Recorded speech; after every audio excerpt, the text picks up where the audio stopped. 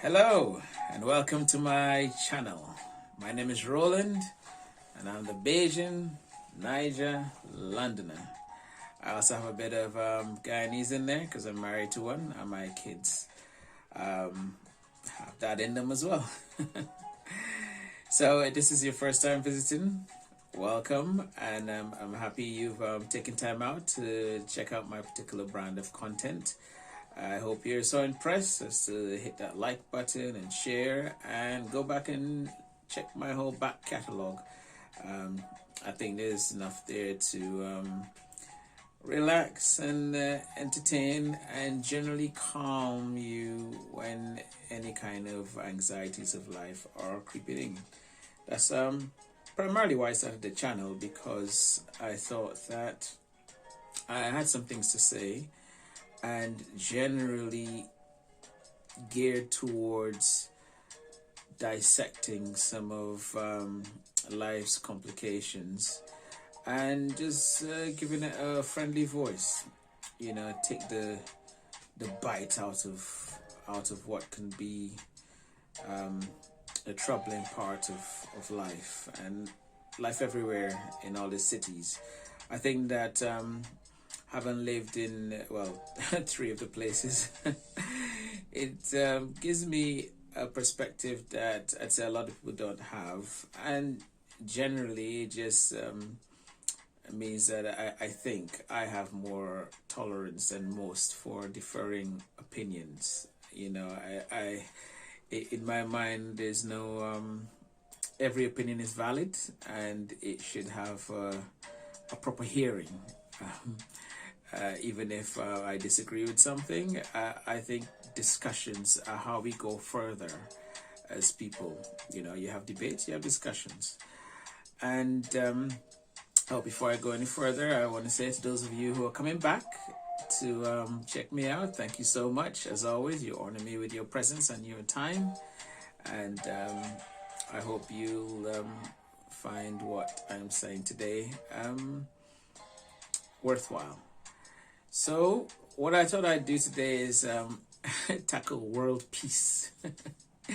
Well, it's not actually warring nations, but more like civil wars that are apparently happening all over the world, and this is all with regards to where we are currently in our pandemic. We seem to have this real visceral exchanges between people labeled as pro-vaxxers and anti-vaxxers. And it's a bit unfortunate because we're all trying to achieve the same thing here. We all want to come out of this pandemic better. I mean, clearly there are obviously people on either side of the way extreme that are just entrenched in their opinions. The people who don't believe there is a pandemic, is the whole world has just gone mad over some little flu and such like. I'm not trying to get into there. As I said, all opinions are valid.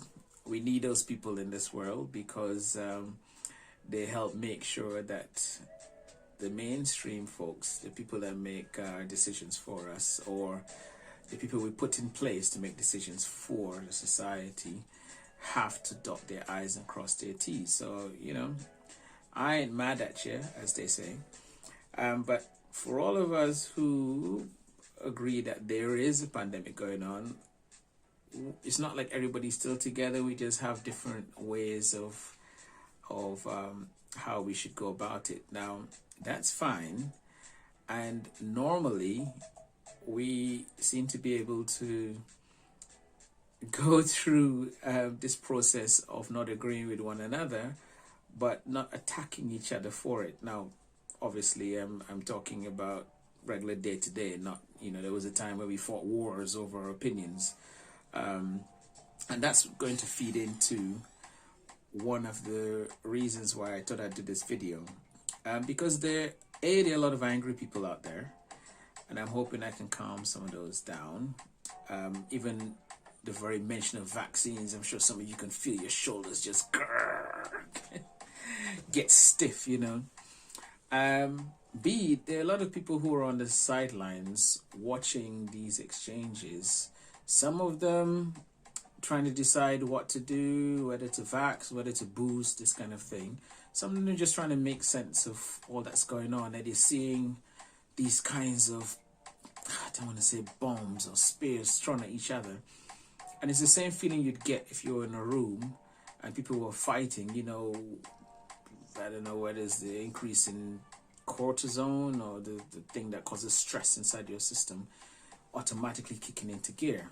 And especially if you're not sure what you're doing, just you can easily get frightened of everything that's been said. Frightened of the virus, frightened of the boosters, frightened of the vaccines, frightened of corrupt governments trying to do stuff with you and experiment, and the general thing of people trying to control you. And I want to kind of just give a big calm down to everyone on both sides. And earlier, I believe I said those people labeled pro-vaxxers and anti-vaxxers. I don't even like those terms, because I think that already starts to put us in opposite camps. So I'm going to maybe use the terms mainstreamers and the cautious. I think that's a better way. It more shows that we're still kind of on the same side, just some moving at a different pace to others. Now, in my last New Year's Eve address, or New Year's address, I was optimistic about the way the world could work, the things we could do, because we had this collective will. And clearly one of those things is producing vaccines at a rate never seen before, and responding to different variants in the same way. You know, increases in the way, the efficiencies, or some might say not, of public health in general. But also the assessment of these. We try this thing, put it into place. Is it working? No. What do we change? We change this. Who is complaining? Who's not happy? You know, take them into consideration. Okay, what do we need to do? Cross I's, dot T's. Now, that is kind of at a societal level. So I think the way I'm going to do this video is I'm going to say a few things that I think I've not been hearing generally in the discussions that have been going on with regards to vaccines. And then I'm going to say a few things as to why we really shouldn't worry so much and be angry with what we consider the other side.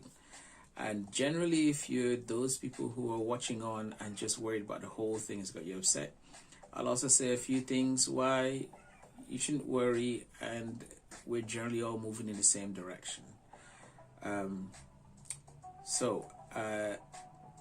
Things that are lost in conversation, and this is to both sides. The vaccines that are being encouraged upon us, I'm going to say that, are not cloaks of invisibility. They're not magic pills. They're not 100% guarantee. They never were. They were never touted as such initially by the people that were, I'm hesitant to say governments or powers that be. So let me say our decision makers for now. I understand people will say we should be making our decisions, but I'm using that as the term for those people who are in charge of the public health of whatever society you are in. You know, we get to worry about ourselves and our families. They worry about the community. The vaccines were always mitigating, I don't want to say effect, let's say. Like seatbelts. I'm going to use the seatbelt analogy a lot. Seatbelts don't stop you from getting in accidents. They're not 100% guarantee that if you do get in a serious accident, you're going to survive. They simply increase your chances of survival should you get in an accident. Only a small percentage of us driving generally at any one time, let's say within a year, is going to be involved in a serious enough accident, something more than a fender bender. And an even smaller number of those are going to be life-threatening. And of those is where the seatbelt is going to come in. And the whole idea is that generally, on the whole, the seatbelt will help in those cases prevent death or very extreme injury. But there will be some cases where seatbelts are not. You're going through that windscreen and somebody has to pick you up. And there's going to be times when somebody who's not wearing a seatbelt is going to be in a serious accident and is going to be flung clear of the car, and they're going to thank their lucky stars they weren't wearing a seatbelt. And all of those things come into the discussion. So nobody's going around thinking, oh, these are 100%, because there are times when seatbelt burns people, maybe they feel claustrophobic in the car, so it, But if you do meet someone who says they're driving without wearing a seatbelt, the general reaction doesn't tend to be, oh, you're causing, you are causing our insurance premiums to go up. But the general reaction is, well, I hope you don't get in an accident because of, and be seriously injured because of not wearing a seatbelt. Not, well, I hope you get in an accident to see the error of your ways, which is somehow where we've gone, or where we seem to be with this whole vaccine situation. And I say both sides because, we essentially have the mainstreamers kind of starting to say, oh, take the vaccine or you'll die. And obviously the cautious side reacting to that and going, come on, don't be silly. This thing is not needed. And what happens is, not needed. They say this is not the effect. It's not a guarantee, which is where the whole thing would start from. But then you start to get conflation on each side. So, that's why we're now at the point where it's kind of like, you're causing all of us to die. Take the vaccine, and these guys are saying it doesn't work. I'm not taking it, and we've all got a bit emotional. All got a bit. I think that the term this year has been all up in our feelings. Our feelings. And they just sometimes we just need to take a breath. Take it with me. In your nose, out the mouth. As the guy I work out with, Funk Roberts, I'll probably put him in the link. But he has this method of smelling the rose, and out, and it helps. So I don't want to go on too much about the vaxxers quarrels. I just wanted to say, look, we're all on the same side. We all want the same outcome. Let's try and be able to disagree with one another without getting personal, getting horrible. I think in the UK, we've got a bit of intolerance fatigue, just because we were just getting through the whole Brexit time. And I'm sure a lot of you understand that Brexit represented a fundamental way that we all have been living our lives for the past 60 years, I believe. And that's a long time. And people have been born into that system. This is what we know, this is what we have. However, there have been people also from the very beginning who have hated the whole idea. Now, up until the time of referendum, we didn't have this sort of, I don't want to keep using the word, let's say aggressive attack on people who we disagreed with, you got this thing where, although the referendum has showed that millions of people felt strongly about it one way or the other, one side seems to dismiss the other side as either just ignorant, not knowing, or blindsided, and brainwashed. And it's not a healthy state of affairs. Brothers fight against brothers, parents against children, husbands versus wives, all this kind of stuff was going, proper biblical stuff. I wouldn't be surprised if there are a few divorces over it. Not obviously because of Brexit, but that nail that broke the camel's back. No, last nail in the coffin. let's not think about camels' backs getting broken. And along came COVID, which kind of put things in perspective, and because now we had much bigger things to think about. And I think that we can't wait for another pandemic to do the same again. So I'm hoping that we can start getting to that place where people stop dismissing other people's opinion and just stop being horrible about it, because there's no reason. This is turning out to be a much longer video than I planned. I'm not really sure how that happened, but onwards we go. You can listen to this in installments. I wanted to mention a couple of things that specifically have been mentioned, have been lost in discussions. So I did talk about the cloak of invisibility thing, and vaccines not being 100%, but that's okay. Dissenting opinions in general. Now, whenever there's something to do with an entire group of people, you're always going to have outliers that think one way no matter what the situation is, and you're going to have a bunch of people in the middle who generally go with what the mainstream is. So you have people really for, people really against, people in the middle. I did say I wanted to mention some things that have been thrown around in the discussions, but that I find people just repeat generally without thinking about them. They just accept them as fact, So when people say, oh, this is all about big pharma trying to make money, people just repeat that as if it's a phrase that it's been thought out, and they themselves haven't thought of what does that mean. The government is just corrupt. They're just looking out for themselves. So you hear things like, oh, don't trust that Boris, although that one is not really to do with any anything that's happened currently. And even in Barbados, internationally, we all love Mia Mali. But over in Barbados, as you would expect, there's a lot of people who say, oh, that Mia's got to go.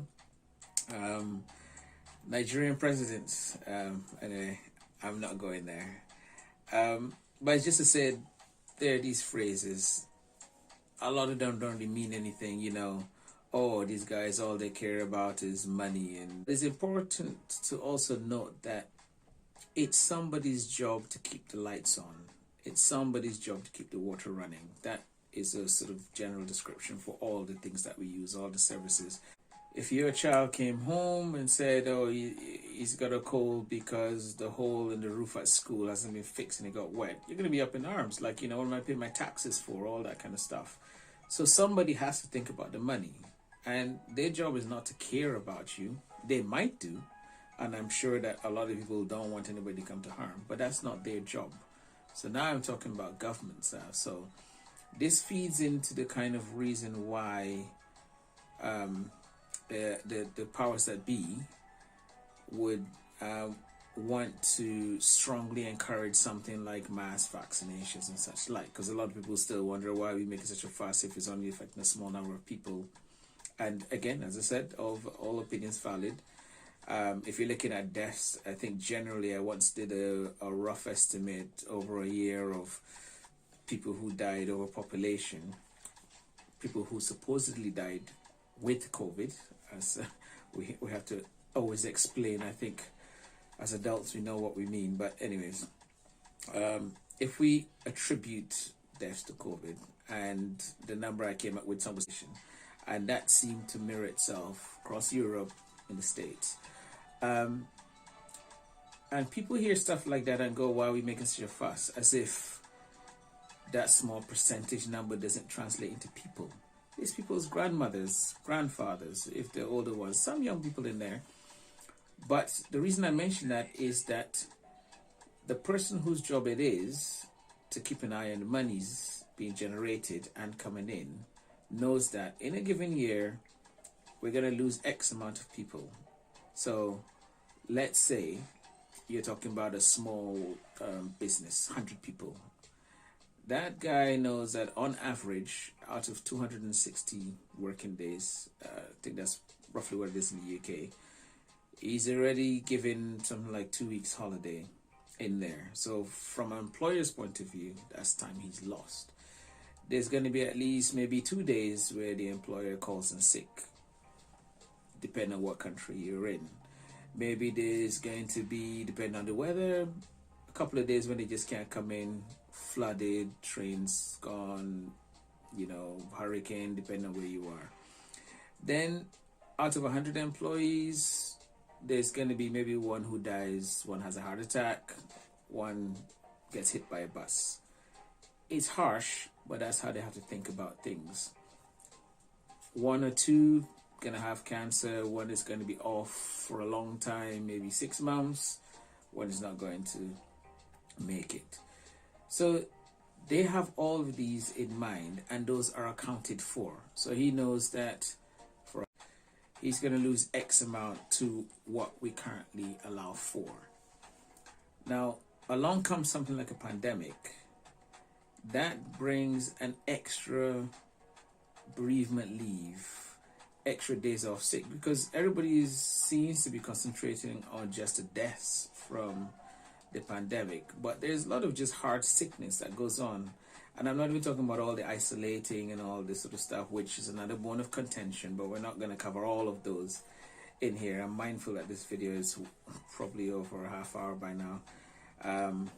And I have to try and edit it down a bit. But I think what I'll do is have this as the long version and do a short version. Because what I'm going to try and bring it all home. I've been circling the airport a bit.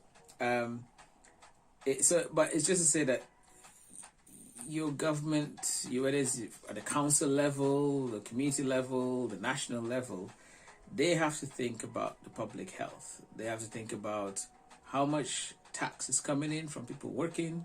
They have to think about the working people they're presenting to big businesses to come and set up. So that's why this stuff matters to them.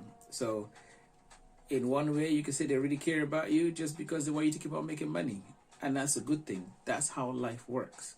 Imagine if you went into work one day and your boss says to you, because I didn't do what I'm supposed to do, I'm going to have to give you half your money. I still expect the full work from you, but I really care about you. Come on, I'm sure your reactions are not going to be like, as calm as I'd like them to be, There will be a lot of, accents are going to be coming out, earrings, hold them. What you say now? But they have to think about such things, which is why they would look to invest in things like mass vaccinations. And they also wouldn't want things experimented on you, because you can't work if something is wrong with you because of some vaccine you got. And the sad reality of it is all medicines have their strengths and their limitations. So there's our systems, our own natural defenses. That was the other thing I was going to mention that's not usually being said is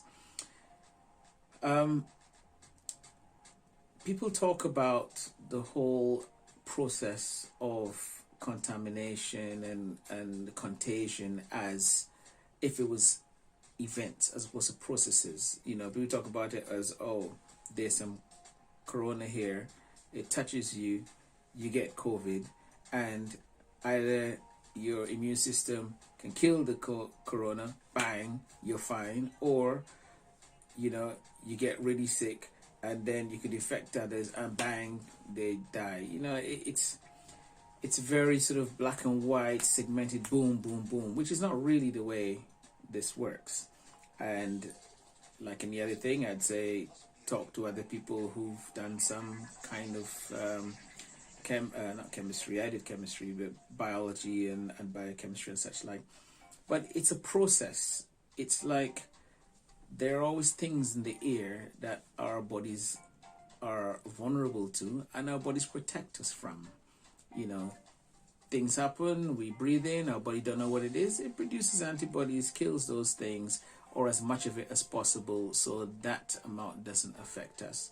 Some of it might remain in our system, some of the antibodies might remain in our system, Who knows? But that's generally the process that happens. Now, with COVID, same thing. The virus has its own process. It just wants to find a place, live, reproduce, and persist, you know. So it finds a host in us, it feeds off of us, our resources, it reproduces based on what it's had from us, and it's trying to look for more hosts as it's multiplying. So it's not like it has the same, it's not the same COVID that you have from the time you've contracted it to the time you're either well or get worse. It changes, it mutates, that's where you get variants. And it's also not like every variant that's identified as a variant that happened. Think of all of the people with all your different constitutions and something living and feeding off of you and reproducing. It's like a little child having traits of both parents. You know, that's how the virus mutates. Now, most of the time, mutations are nothing to worry about above what's happening already, but some of them would be more serious. Now, as the virus is trying to do its own thing, it's just trying to live and spread, your body is also fighting it with its own natural defenses. It sees it, right, I'm attacking. So it's not like you either have an immunity or you don't. Your body has something, and for all you know, for those of you who haven't had it or it's been a while you had it, your body is still fighting all the time, and that's draining on your resources. But there usually is a point where if your body hasn't killed off stop the process of the virus multiplying, it will multiply enough to start causing your body damage and then start spreading now your body. So I mentioned that just to say that the whole idea of the vaccine is that it slows down this process, usually to a stop. It helps your body with the process of stopping these multiplications, multiplying and spreading, you know. And that obviously takes a certain time, which is why you're told, you know, when you first there's a test that checks to see if you have antibodies in you, so that's presence of the virus. There's another test to see if you're contagious, which is what we have, the lateral flow and such like, why they say take it before you go to venues and such like, because it's all a process. And I mentioned this because you just hear a lot of things about how it's supposed to work, and if it's in your body, why do you have to test in your nose, and all of that. Just, I think the main thing to remember is there's still something out there causing us harm. Very few of us are going to get sick from it. Doesn't mean that we'll all be exposed to it at some point in time, but very few of us are going to get sick from it. Even fewer of us are going to get seriously ill to the point where we need hospitalization. The vaccine, or whichever vaccines are being offered, just increase our chances, just like seatbelts do. And before this whole thing is over, before we can calm down from this episode, because truth of the matter is, chances are there's going to be another pandemic in our lifetime. I think the one from 1918 during that war, the Spanish flu, I mean, that lasted, I believe, maybe just over a year, and I believe killed off some 40 million people. Now we know more. We're traveling more, so we're spreading around faster, but we know a lot more, public health-wise and personal health-wise. But also we've had other smaller ones, you know, remember the H1N1 and these kinds of things, and ones that don't quite get global. But the point is, once you just remember that there is a pandemic, there's a vaccine, there's your body. They all have strengths, they all have limitations. Accept that. Personally, I would encourage people to limit the amount of information they get, unless you're genuinely interested in biochemistry and viruses and all such like, in which case study it properly.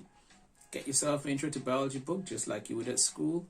Start at the basic level, work your way up till you understand all the minutiae of all the organisms that you're working with, and then start reading the scientific reports if you're that way inclined.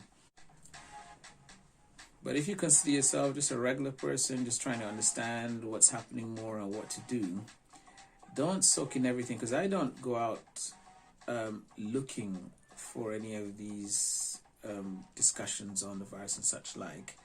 But even I, who considers my group of circle, fairly tolerant, fairly level-headed people, we have disagreements on a lot of these things. And sometimes when we have that discussion, it's less of a, okay, let me know what you think because I'm trying to make a decision on something. It's more a kind of, right, well, you said this. Well, what do you think about this? What do you have to say about this? But obviously I have that relationship with my friends that we can disagree, and, I give my United Nations point of view, and we generally have an exchange of opinions, and I get something from it. But, just even looking through WhatsApp statuses, I see people like throwing jibs at those people who've taken those people who are not taking the virus. They go, I've had mine, and oh my gosh, I can't think of what would have happened if I didn't. And then the other people saying things like, well, guess what? We both have in common, none of us are protected. It gets all silly and it gets personal and such. Randomly, I started getting tweets from, I think like random actors, Hugh Grant and cricketers and footballers and things like. I think something got messed up with my filters, but the amount of bile that's just spread, it's just way too much. And I said that's me not looking for news and such like. And people send me things of there'll be some obscure interview in some remote part of the country where somebody's making some new claim. 99% of people who are in hospital are unvaxxed or something. And again, there's ways to interpret percentages, but always remember that behind percentages there's real people. And I wouldn't even worry about that, because if you imagine before anybody was vaxxed, 100% of people in the hospital for corona were unvaccinated, So if 80% of people get vaccinated, then a bigger percentage of people in hospital would be, because again, there will be still people who get sick and unfortunately get very sick and die. So don't get into trying to figure out what numbers are on. You just have to decide for yourself. Do you want to be more protected than not? And if so, find out which vaccine you'd like to take. If not, just wait it out. Just don't fight each other. Don't go on about it. It's your decision, and that's fine. Even from the time they had the first modern vaccination, I believe the guy who came up with it even injected his son with the virus. And if you can think of a time, anyway, just think of a time back then, that would have been crazy. It's like even now, somebody injecting their son with a virus just to prove that what they've come up with in their house is, is protection for him, even knowing that there's no such thing as 100% protection. So there would always be people that go, oh, okay, well, nothing has happened to the son. It seems like something we can try, and all these people are dying. Maybe it will help. And there would be people like, that guy's crazy. Take his son away from him. Lock him up. Something is wrong there, And all valid opinions. But just accept that there are people who think differently. And the people who are responsible for public health know this. They know that there's a certain amount of people in society that will take up what's being offered, and a certain amount of people who will resist it. And it's not even just black and white, because there'll be people who've taken the first vax and thought, okay, I think that's enough for me, that's enough, my nerves can handle. Some people have taken the second, not interested in the boosters. I say boosters plural because I fully expect that before this is over, we'll probably have a series of boosters that you take, and everybody will have to just decide how much they're taking, and the powers that be would have to decide, okay, this amount of people, because it's been like 2 years, and I think that for those people who haven't taken it yet, most of them have decided they're not taking anything, and it would take something really like fundamental to change that perspective. You know, somebody close, I mean, knock on wood, going through a bad scenario, let's say, or you know, they really need a job that they need to take it, or they really want to travel, something like that. There are a lot of people who, but I don't think that there's a lot of people whose minds are going to change now. Either they've had COVID, not had COVID, know people who have, or whatever, and I think they would just decide to ride it out. So, but eventually, the COVID will work its way through all the system. We're just trying to get there faster. This herd immunity thing. That's really what it comes down to. There will be enough people who, when COVID enters them, they have enough resources to kill it off in the system, stop its flow. And that's going to happen regardless of whether everyone takes something, doesn't take it, variance thing. So, well, this has gone on a bit. It's a bit of a sermon, and I haven't even mentioned all the things that I had on my list, because it's tricky. I'm using a mobile phone for this, and it keeps cutting off and saying size limit. So whenever you get this, know that there's been a lot more editing than I had prepared to do. I hope listening to me has calmed you down and raise your spirits, relax you, and left you feeling a little less anxious about the world and what's happening.